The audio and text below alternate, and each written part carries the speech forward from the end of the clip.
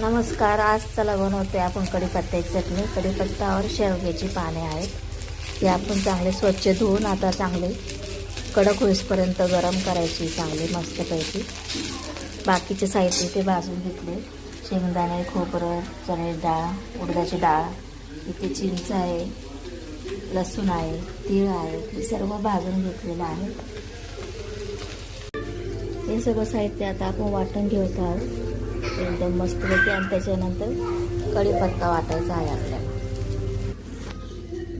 लाल तिखट आणि चवीनुसार मीठ घालायचं आहे. गूळ घातला आहे, चिंच घातला आहे, सगळं काही एकत्र मिक्स करून वाटून घ्यायचं आहे.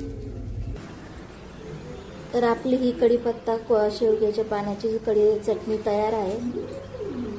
प्रोटीन, कॅल्शियम, लोहयुक्त. आणि आपण ही या लोखंडाच्या कढईत सगळं साहित्य भाजून घेतल्यामुळे लोह पण याच्यात भेटले आपल्याला. आणि ही एकदम छान आणि टेस्टी लागते. तुम्ही पण ट्राय करा.